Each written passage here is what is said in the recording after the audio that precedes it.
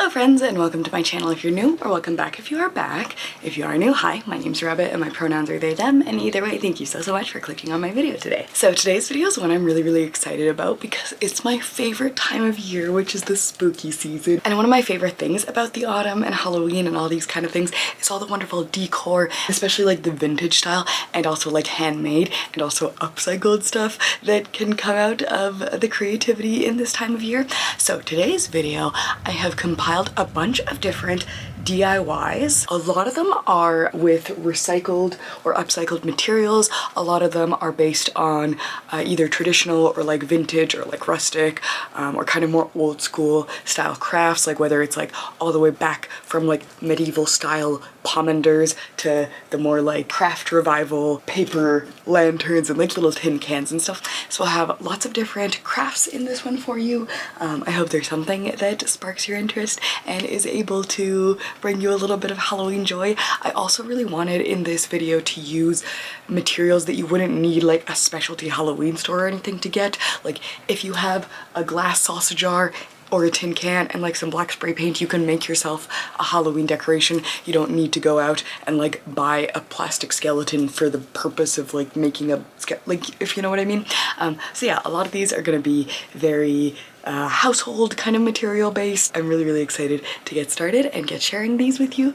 So without further ado, let's get into the first DIY. I've also made graphics and kind of organized them by difficulty level and made material lists, so feel free to screenshot those for your ease and convenience. And without further ado, let's get started. Okay, so for this mini witch's broom, I'm starting out with a cinnamon stick, but you could also just use a regular twig if you prefer, and a couple of pieces of dried grass, though this is definitely optional. Then I'm taking some twine from the dollar store and wrapping it around itself in a loop many times until I have a little bundle of looped up cord. I can add some hot glue to the bottom of the cinnamon stick and wrap those around, making sure to glue them securely all around the base of what will be the broom. Then I can trim all of the excess off the top and use those extra pieces of twine to fill in any extra gaps, looping the twine over itself and then trimming everything and pulling apart those threads once it's done, so we get a little broomstick shape. Just using your fingernails to sort of tease the fibers of the twine apart can help it look a lot more rustic and full and realistic, so I would recommend that step. Then I'm cutting those little pieces of grass and adding a couple of them just in a circle around the broom. This is optional, but I always really like the look of herbal brooms with lots of different florals and dried things in them, so I thought I'd add it here. And then I'm taking some very thin string and just tying it around the top of the broomstick to secure everything in place. I'd recommend adding a hot glue so it's extra nice and tight, but you could use ribbon here or yarn or whatever your aesthetic preference is.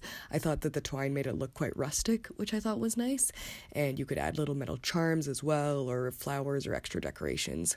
I also made a lavender one with a twig, some different ones with more dried kind of autumnal herbs, ones with metal charms on them of pentagrams and little moons and stuff. So yeah, you can get really creative. You can just have these on their own or give them to your dolls or display them with your stuffed animals, whatever you like. I think they make a really pretty little decor piece.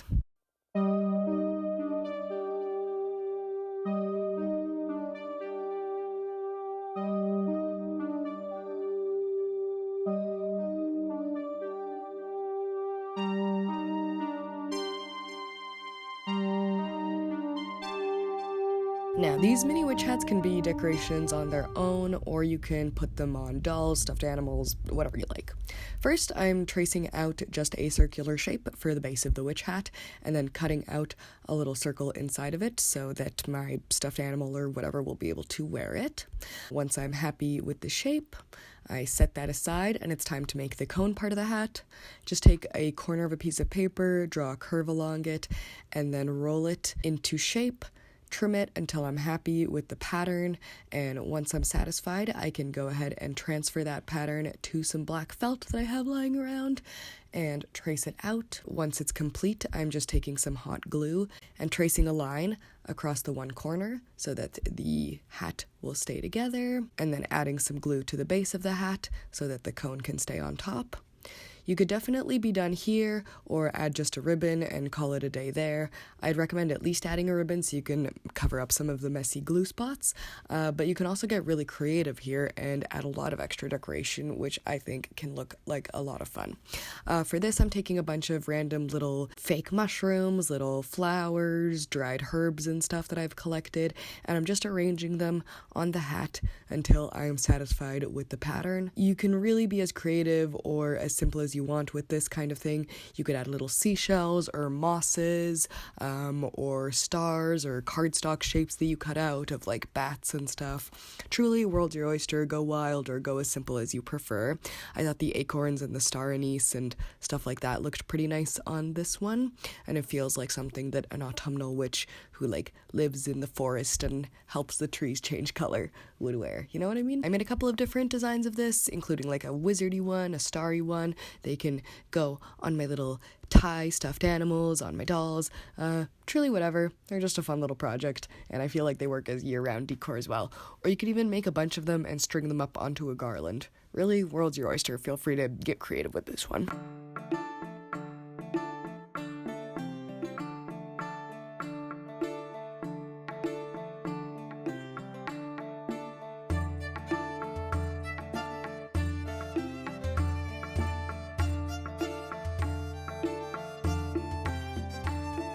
So for this project, I'd like to make some Halloween pomanders. I'm not really sure how it's pronounced. I know they are named after the French pomme d'amber, like amber apple, because they were like kind of perfume things, and that's what they are for. I've never made them before, and I know a lot of people associate them with Christmas, but I thought it'd be a fun idea to kind of try to see what we could do in terms of a Halloween-y one, since a lot of the spices do feel quite festive for the fall, and the orange is already like a Halloween color. So I have some dried orris root powder that I got at my local apothecary today, and some cinnamon. This is gonna be to roll them in after to preserve them, but if you're not interested in preserving them, I don't think you have to do that. Cloves, some nutmeg and ginger. The cloves that we're putting in there are gonna be a natural sucker of moisture is the idea with them, but hopefully this will extra help. Now, I don't have a cocktail peeler, I have a regular vegetable peeler, and I was thinking I could maybe use my awl. I have this for poking in holes before I put the cloves in. You could also use like a knitting needle or a skewer or a nail or like whatever you have on hand that's pointy. But basically, you don't have to carve in designs, but I'd like to just to make it more festive. I'm gonna try to start doing that. And maybe we'll draw the lines first. So we have a guideline somewhat. I'm gonna test this carving tool. This smells amazing. So yeah, like I was saying, you can also, they make like these bartender tools that are like specifically made for peeling citruses and doing all the nice swirlies. So I'm sure you can get one of those and carve in our little design. Theoretically, these should last. You just need to hang them in a dark, dry place and make sure that the orris root powder and the cinnamon is in there, and then the cloves hopefully will do the rest of the work. You have to check them for mold and then just throw out any ones that get moldy. You can get as creative as you want. You can get really Halloween-y with it. I think after this, maybe I'll try doing like a spider web design, or like a pentagram would be really fun. But you could go jack-o'-lantern face. I think that would work really appropriately because it's already orange, so you don't have to do anything there. You could do like a black cat silhouette. I think that would be really nice, or like a spooky tree, or just like abstract geometric patterns like I'm doing now. I think that also is a very charming and vintage and rustic look to things. Perfect. Okay. So now we have our basic shape carved, and I'm ready to stud it. I'm gonna try with a knitting needle. Maybe we'll start with the center. Now, most of the tutorials I saw recommended poking a hole first with the tool, because otherwise it'll be difficult to put the clove in. And stud my little orange. It's kind of fun. It reminds me a little bit of like a medieval weapon when it's done.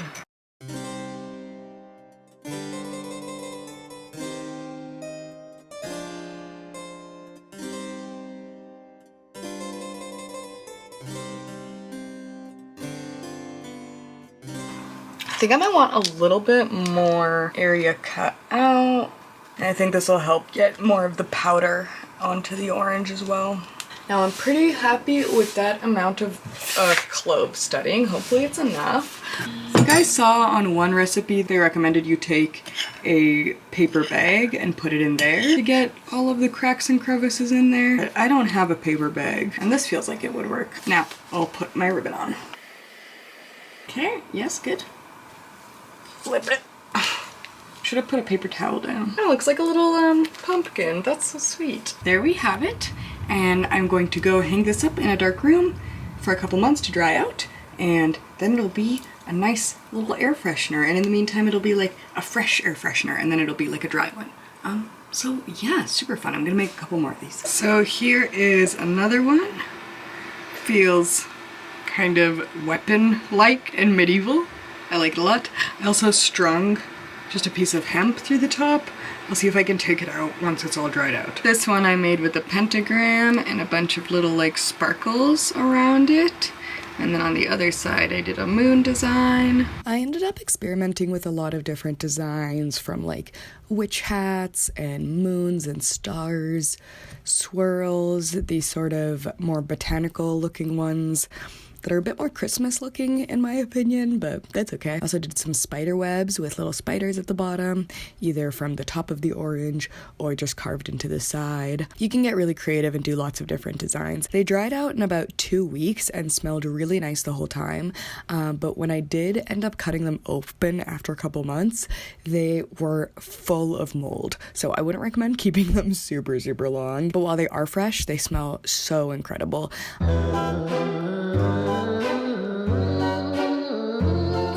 Okay, so this feels like a very old school craft.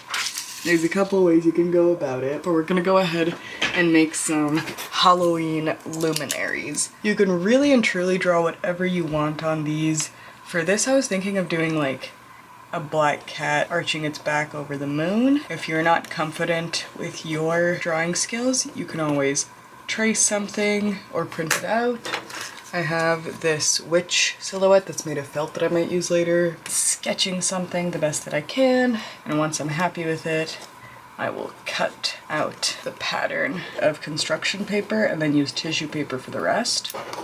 You can always check your design against your jar to make sure that it's looking like it'll be a good size. I'm just gonna cut out this little piece of paper as a stencil and then trace it onto my construction paper. Could just glue it onto the back and cut it out. Alright, let's give this a go. Probably could have done that in a less messy way, but it's fine. I do have a little X-Acto knife in case I wanted to cut it out with that. I'm gonna go ahead and try to cut out the eyes. Let's try this. Okay. I feel like that might work out better than I anticipated, but we shall find out. I want the cat to be on the moon, or like on the moon silhouette, so I'm gonna go ahead and take a yellow piece of tissue paper. Just trace directly. You can do it. Okay, sure, I'll take it. Okay. Got a nice little moon shape. I think I'll put the moon on top of the cat, but the orange behind the both of them. I'm gonna make a couple of like bats and stars. Just trace those out of some construction paper so it's not just the cat. Okay. Okay, there's my little sheet of bats and stars. Onto the X-Acto knife time. And if you wanted them to look neater, you can definitely, like I said, print some, trace some. The fact that they're a little bit messy and unique and it makes them look like a little bit more vintage in my opinion. Embrace the artistic process even if you think it looks bad. I kind of like those art pieces where it's kind of difficult to tell what is a deliberate artistic choice and what is a lack of skill or like, you know, lack of technique type of thing. It's interesting to see. I'll catch up with you guys once these are all cut out. Alright, so I've got my jar, my little cutouts, my glue. We're gonna give this a go. My moon down, a layer over top perhaps, to like help smooth things maybe. So far so good. And now we can place our little kitty on top. I'm gonna put a little bit of extra glue. Seems alright. I'll put some glue over top to kind of sandwich it down a little better. The key will be when I put the final layer of orange tissue paper on top of everything. And now I'm gonna place around the rest of my little guys. A star here, bat over there. The construction paper is definitely having more of a hard time staying down than the tissue paper. Now that everything is on, the final touch, the last layer. I could definitely measure it before I put it down, but I am feeling lazy. Okay, oops, it definitely ripped there, but that's all right.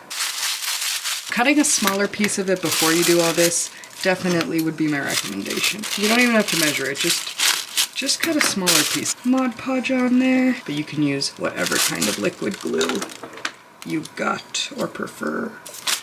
Okay, that should be okay. And then that sort of thing. And the way it looks really nice is when you put the light in it. So let me go get some electric string lights. I feel like that's quite sweet. Gonna make a couple other designs and see what's what and see if I can make some improvements and whatever, but you know what? For the first one, I'll take it. I had a lot of fun playing with these. I ended up doing some designs where I used paint, and I found that you could get a lot more control and more fine details. So if you're interested in that, that's how I did the spooky house kind of thing versus the cardstock of the witch and the black cat. The other thing that I found is really fun to play with is if you have any sort of Halloween napkins, they make an absolutely wonderful lantern design. For instance, I have these ones with this vintage cat and these ones with this sort of like 80s style Halloween scene, and I found they made really, really adorable lanterns. So yeah, use up your Halloween napkins if you have any of them.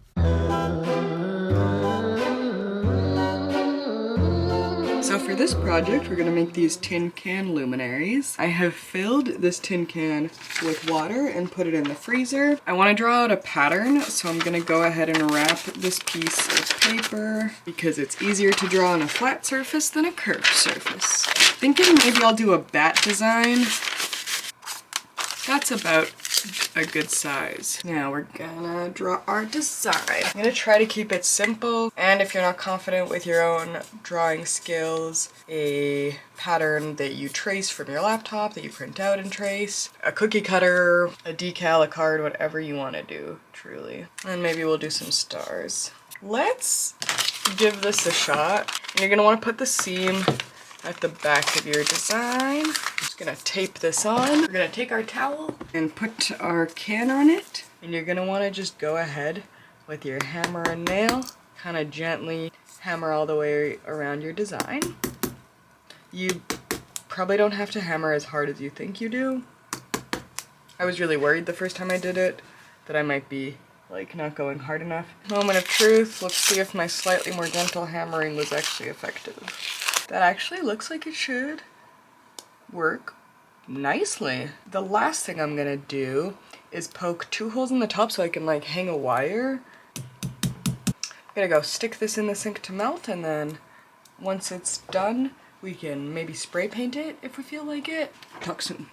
Alright, so this next step is optional, but I'm gonna take my cans and spray paint the interior white and the exterior black so that it shows up better and the candle will reflect more nicely. You can also do the interior yellow. See you when it's done. The last step was just to take a thumbtack, poke a little hole in each side, and then add a wire so I could hang them up or use them as little luminary lantern hanging things. Well, there you go. I found that the magic with these was really when you added the tea lights and lit them up. They look so beautiful and vintage, and you can get really creative with all sorts of different designs. If you have like big paint cans or like little tiny tins, you can do all different sizes and stuff.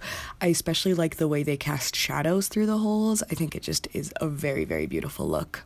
Painting the inside white and the outside black, I found helped everything show up a lot more clearly, but that is obviously an optional step. You could also use yellow on the inside to make them look extra beautiful and glowy, but I love how these turned out. They feel so old-fashioned. So for this project, I just wanted to repaint some Halloween cards. So I found some of my favorite ones online of these very vintage, beautiful, kind of Victorian style ones, and I printed them out in black and white. And I'm just taking my watercolors and a paintbrush and recoloring them in whatever way I see fit. I think this is really fun because you can make the colors match your decor a lot better. They look really interesting when they've been repainted over. It feels like a coloring page sort of craft, so it's not too strenuous or stressful, and I think it's really good for people who don't have much confidence in their art skills to grow that confidence. I remember growing up, I would watch a lot of black and white movies with my dad, and he would always be like, oh, could you imagine like what color that dress is, or like what color this room is, or like whatever we were watching them in black and white. And this gave me all this sort of nostalgia for getting to kind of paint the pictures like I would with my mind as a child, like watching those black and white movies. So it was really special. Regardless, I'm just going ahead, painting in all the colors until I am satisfied. If you're stumped on what colors to use, you can always try to look at the original picture for some inspiration, but I think it can be so fun to just go off your own imagination instead. Once you're satisfied with it, you can trim it out, you can frame it. I think these would look really lovely in those like thrifted metallic kind of filigree frames, but I ended up painting a bunch of these. They would make great Halloween invitations, just a little decor to put up on your shelf, or if you wanted to, like I said, frame them, that would look great too. Yeah, I think these are a really sweet little easy Halloween craft.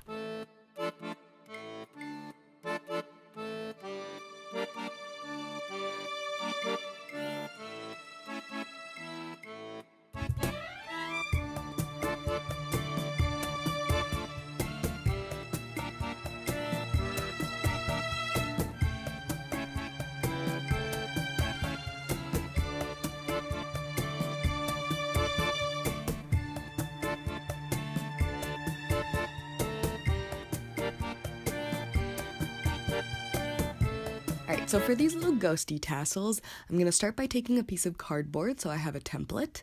Then I take some white yarn and wrap it around that piece about 40 times in a somewhat loose way so it's easy to slide off. Then I go ahead and neaten that up with my hands and cut a little piece of white yarn so I can tie off the shape of the head.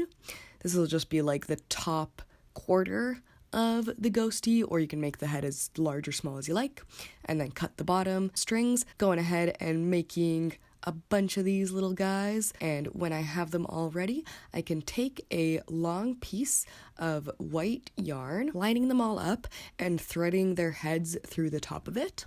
You don't have to glue it in place or tie them off or anything. They kind of stay where you put them because of the friction of the yarn or whatever. And you could definitely leave it here and call it a day and be done with it.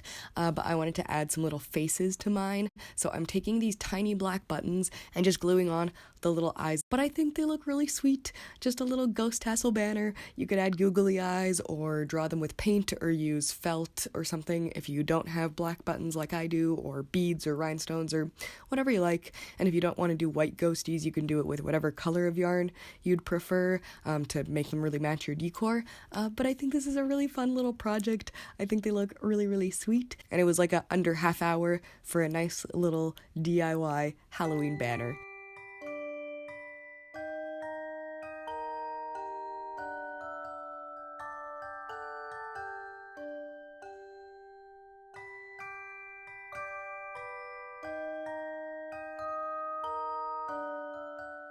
The autumn's one of my favorite times for catching up on reading, so I wanted to make some extra bookmarks to tide me over through the season. Starting by taking some black construction paper and tracing out a little rectangle shape that's about the size of a bookmark. And then I'm just taking a bunch of old Halloween cards, little printed out pictures that I've collected over the years, stickers, packaging, whatever I had around that I thought might look good, and arranging it onto the paper until I'm happy with it. This part's really fun. I always really like collaging and tend to collect a lot of little scrap papers over the years and never know what to do with them, so this felt like a great way to use a lot of them up. I'm adding little cartoony kitties, little vintage pieces of napkins, some Halloween stamps that I'm stamping on some old pieces of orange envelope, just truly whatever. You can get really creative, really simple, just draw them if you don't want to use stickers and papers and stuff, but I really like the look of collages. I'm cutting things out and just kind of arranging them without gluing everything down first. Shuffle them around and see what looks best until I am convinced that I am happy. And once I am, time to just glue everything down. I'm just using some regular school glue, nothing super special. And I wanted to add a little bit of extra detail, so I'm taking a silver metallic marker and adding some little dots, some little lines, just to make things pop a little bit more and fill in some of the blank spaces. This is totally optional, but I thought it looked nice. And then you could laminate it here, you could leave it as it is, or you can take a piece of packing tape like I'm doing and use that as your sort of poor man's lamination. This isn't ideal, obviously, but I figured it worked on out. If you have a laminator, I would definitely use that, but either way, I'm just trimming off the excess since my packing tape was just a little bit small. And now I have a cute little custom bookmark for the autumn season. I'm punching a hole in the top and poking some ribbons through it so that they'll stick out at the top of the book and it'll be easier to find my page. But otherwise, that's it. Super easy. Just a little afternoon craft, but now I have a very special bookmark that is all personalized to me.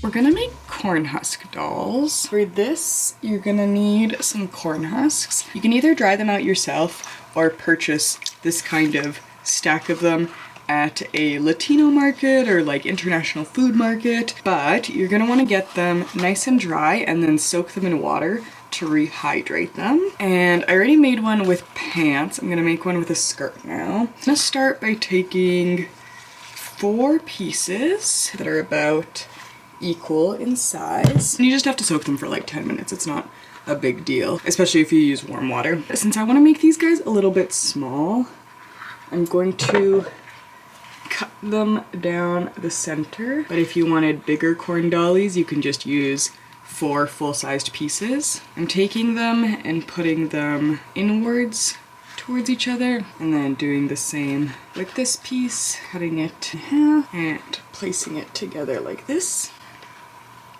Now that you have your 4 pieces together where they're like kind of cupped in opposite directions, you can take some of your twine. And for my tester one, I use this thicker sort of jute cord. Curious how it'll go with this thinner hemp cord. And you want to just tie it off like an inch below. I think I already like the thinner cord better. It's much easier to control.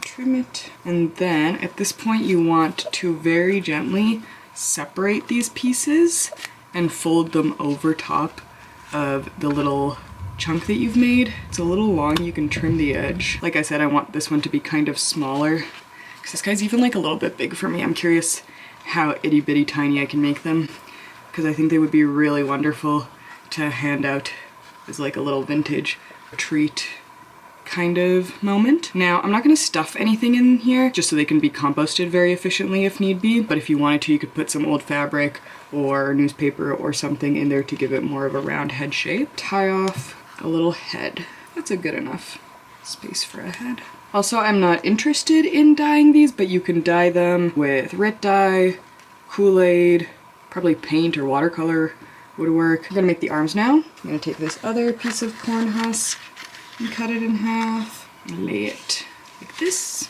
and then roll it up nice and tight. And then we're gonna separate this a little bit as gently as possible. We're in precarious territory. And stick the arms up there. I'll tie the waist, and then I'll tie the arms off and cut them so they're a little bit more proportional sized. And then we can tie the wrists and then cut off the spot above it for the hands. There. And then we'll do the same on the other side and cut it in there. And then we'll trim the edges. Maybe I should have made the skirt a little bit longer.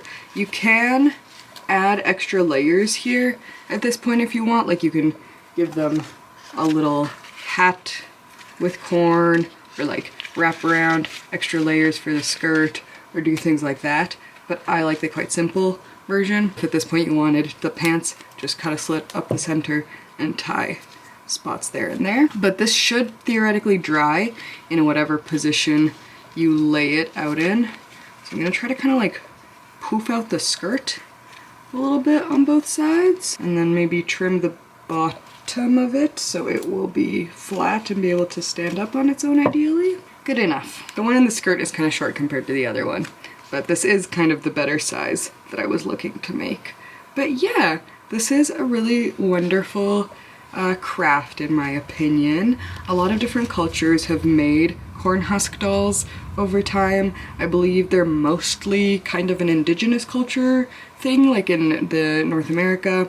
I've watched a couple of videos on YouTube where people from the Cherokee Nation and the Oneida Nation tell their stories and show how to make them. So if you're interested, I would definitely recommend looking up on YouTube like history of corn husk dolls, and I'll link some of the ones that I found below because they're really beautiful. But yeah, these have been made over time. I remember growing up I had like a Christmas angel that looked a lot like this, so that's kind of fun.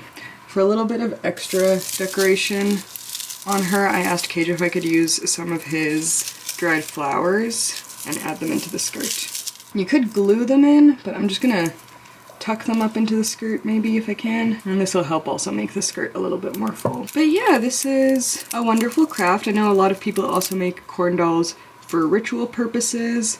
You can use them as like puppets or representations of like fertility icons. If you want to just use them as decor, and then when you get sick of them you can compost them, that's always a great thing for these kind of like eco-friendly sorts of crafts. I'm gonna set them in a dark closet to dry out, but I'm really excited to see what they look like because I can already see this one is getting a little bit paler as they dry out. If corn isn't available to you, I've also seen people make corn husk dolls but out of wheats or different grasses, so don't let the lack of corn be an obstacle if you're interested in making this but can't get your hands on any. Okay, awesome. On to the next craft.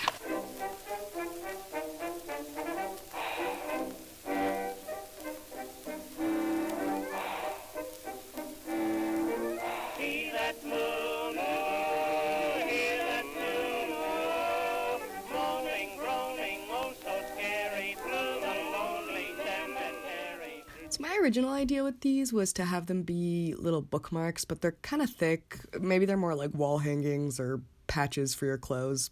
Whatever. Either way, we're making mini pennants. First, I'm taking a piece of paper, cutting it so it's in a little pointy pennant type shape, and this will serve as our base pattern. I'm taking some felt and tracing out that pattern that I've made onto it. This is optional, but I wanted to make a little hanging thing from it because I originally thought it would be a bookmark. So I'm bundling up a piece of orange thread around my finger so I can make a tiny yarn pumpkin, and then securing it with more little strings of yarn to hold it in place. And I decided to give it a green long stem so it'll have sort of a vine. But this was a little impromptu pom-pom pumpkin. And I decided to braid the tassel at the top so that it would just be a little bit thicker. Now I'm taking a little stick and placing it into the top of the pennant, folding it over, and then cutting a little hole in it so that I'll be able to tie my little pumpkin palm around the stick and have it come out through that hole in the fabric. Next, I'm gluing the stick in place. The stick I chose was kind of thin, so to give it a little bit of extra strength, I'm wrapping some twine around it with some hot glue in the bottom, just to make it a little sturdier. Now it's time for the fun part, which is all the decoration. I have taken out a bunch of different fabric scraps that I thought might work, including some velvet orange ribbon, some old trick-or-treat bags, old pieces of scrap towels and ribbons and that kind of thing, felt, fleece, whatever I had on hand, and I'm basically just cutting out little squares and patterns and laying them over each other, sewing them together with some nice colorful thread so I get interesting contrast, but you could also glue it if you're not comfortable with sewing skills, and just kind of trying to play with different designs that I can come up with. I'm using some pinking shears so I get some interesting textures on some of the edges that I cut, and I'm using some burlap to give it a little bit of a rustic edge. It's really just a matter of layering pieces of fabric over each other, adding some rustic looking stitches, and just playing with the different colors and textures that I can create. I'm even braiding some more pieces of that green yarn so I can add it as little borders on both sides of the pennant, but as you can see, the more I'm adding, the thicker it's getting and the less likely it's going to be used as a bookmark, it kind of seems. For some of the bigger pieces, I'm just hot gluing them down because it doesn't really feel that necessary to sew them in place, but do whatever you like to your comfort level, of course. For me, the fun part of this project was making the little pumpkin for the center, so I'm taking some orange felt, cutting out a round little pumpkin shape, and then giving him some sweet little features with some extra pieces of fleece and felt.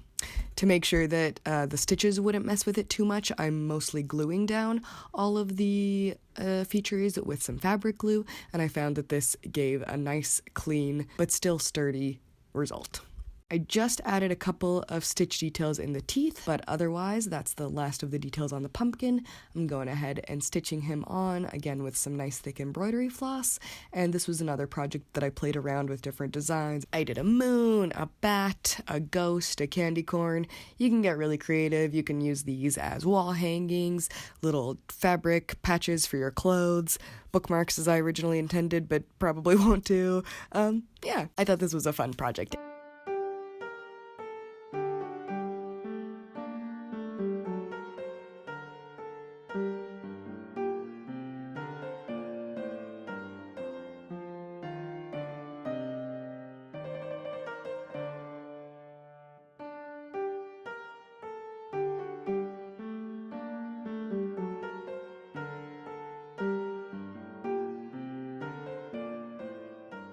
I'm gonna try to paint some of these taper candles with some wax. I think there's probably better ways to do this, but I figured an idea could be to fill kind of a shallow pan on the stove with some warm water and put these little containers in here, and then I can melt these assorted birthday candles and stuff down to use as wax. Then I can always turn it on if it gets too cold. Start with some oranges and yellows and greens because I want to do like a pumpkin design. I wonder if you could also use crayons. Something to look into down the line because crayons are just made of wax, right? So this ended up taking a bit of practice, but all it really is taking a paintbrush, dipping it in the wax, and working quickly. I found that you could get some really, really pretty effects if you mixed a little bit of wax as it melted together, like starting the candle with the purple and then adding a bit of blue as I went along, gave this really beautiful gradient. If you want the candles to look more smooth and polished, you can blow dry them when you're done painting everything on it, and that kind of helps seal everything together better. But yeah, it's a fun little project. Make sure you're careful and don't burn yourself. You can really jazz up some plain candles if you have them around anyway, and have some extra birthday candles. So yeah, this was a fun one for me.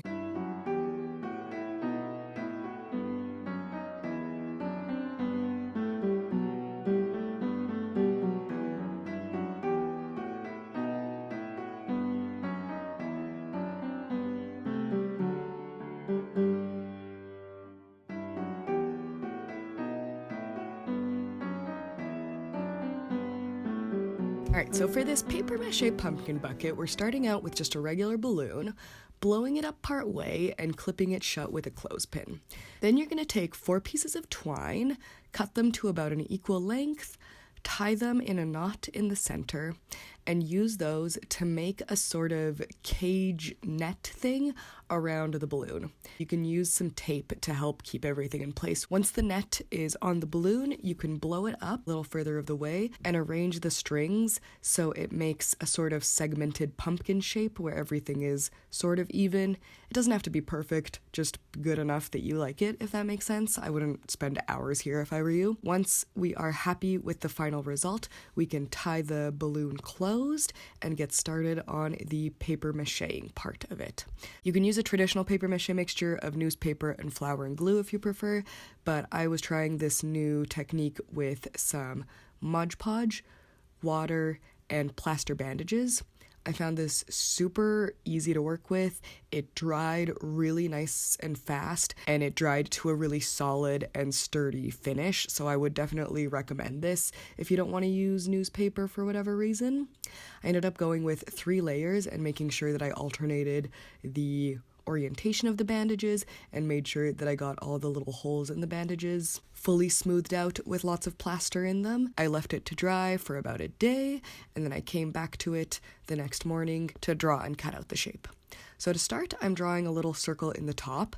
I'd recommend making this big enough that you can fit your hand into it, because I didn't, and it made some of the project a little annoying.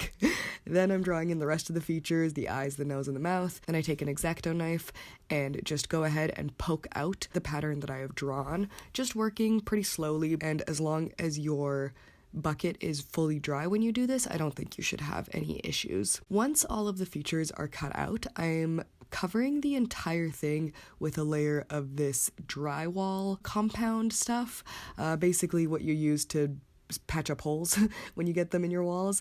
Specifically, I'm going into the eye holes, the nose holes, and the mouth so that the spots where the jagged cuts are more smooth, but I'm also making sure to go all over so I get a nice smooth shell. I leave it to dry for about a day and then sponge it down with a little bit of water. This just gets rid of some of the little imperfections over top and helps sand it down a little bit. Now it's time to get ready for painting. We're gonna do a base layer of glue and acrylic paint first. This will just help everything stick to it better. So this doesn't have to be perfect at all. Just mixing up some acrylic paint and liquid glue and splatting a whole layer on the entire thing. Once that's dry, we can actually go in with our proper acrylic paint and do the nice features, all the little details. You can go as simple or as creative as you'd like here. I'm adding a little bit of details with like some highlighting around all of the features, some little yellow cheeks, that kind of thing. But yeah, follow your heart's desire. Once I'm happy with the way the face is looking, it's time to create the insets. So I'm using some vellum, which is like a sort of very thick tissue paper. First, I lay a square of it over the spot that it will go and trace out a vague shape of the pattern. Then I go ahead and color in all the features as I like with Sharpies and highlighters. And to give them a little bit of an aged look, I dip them in some instant coffee for a couple minutes and let them dry before I'm ready to insert them finally. Once they're fully dry, I'm going ahead and just gluing them with some hot glue to the inside of my pumpkin, and then touching up the paint on the outside, poking some holes into the top for the spot where I can put my wire handle, and I'm just taking a regular piece of wire, poking it in both sides and twisting it so it'll stay in place. And there you go. I added a layer of shellac gloss just to make it extra shiny and nice. But you can put some string lights inside and it makes an absolutely beautiful luminary. I also ended up making a cat one as well, but you could make anything. I've seen owls, devils, other pumpkins or vegetables. You can look online for some inspiration or just use your own imagination. There's lots to go off out there. So that is all I have for you today. Thank you so much, especially for watching till the end. That means the world to me. I hope you're inspired to make some of your own vintage style Halloween crafts. Let me know if you do end up making anything. I would love to hear about it. Otherwise, I hope you're having a wonderful spooky season wherever you are in the world, and hope to catch you in the next one. All right, thanks again for watching, and bye for now.